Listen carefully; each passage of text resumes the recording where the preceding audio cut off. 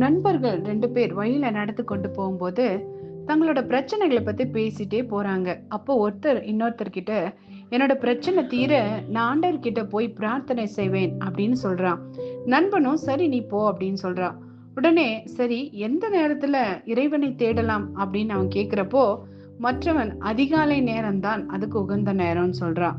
இப்படி 2 பேருக்குள்ள பேசிட்டு இருக்க வாக்குவாதம் வந்தது. இதுக்கப்புறம் இந்த வாக்குவாதத்துக்கு தீர்வு காண இவங்க ஒரு புலவர்கிட்ட போறாங்க. அப்போ அங்க புலவர் ஒரு பாடலை எடுத்து இவங்களுக்கு சொல்றாரு. முக்காலு கேகாமுன் முன்னறையில் வீழாமுன் அக்கால் அரைக்கால் கண் அஞ்சாமுன் விக்கி இருமாமுன் மாகாணி கேகாமுன் கச்சி ஒருமாவின் கீழறையின்றோது அப்படின்னு. அப்படின்னா முதுமை காலத்துல நம்முடைய கால்கள் வலுவிழந்து போன நிலையில கோல் ஊன்றி நடக்கிறதுக்கு முன்னாடி, முன்னெற்றியில நரைமுடி தெரியறதுக்கு முன்னாடி, நம்ம மரணம் நம்மை சந்தித்து நம்மை அழைத்து செல்ல வர்றதுக்கு முன்னாடி, நம்மளோட கால்கள் நடுங்கி அஞ்சுறதுக்கு முன்னாடி, வயோதிப நாட்கள்ல இருமி துன்பப்படுவதற்கு முன்னாடி, மயானத்துக்கு செல்லும் நாள் வருவதற்கு முன்னாடி, ஒரு மரத்தின் கீழே நீ போய் ஆண்டவரை வணங்கு அப்படின்னு ஒரு புலவர் சொல்றாரு. ஆனா உண்மையான தகவல் என்னன்னா, ஆண்டவர் மரத்தடியில இல்லைங்க.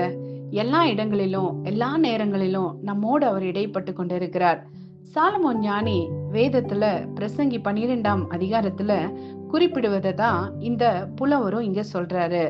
அப்போ வேதம் சொல்றது, நம்ம நம்ம வயசாகி நம்மளோட கால்கள் எல்லாம் நடுங்கி நம்ம இல்லாமையின் உச்சக்கட்டத்துக்கு போறதுக்கு முன்னாடி ஆண்டவரை உன்னோட வாலிப பிராயத்துல தேடு.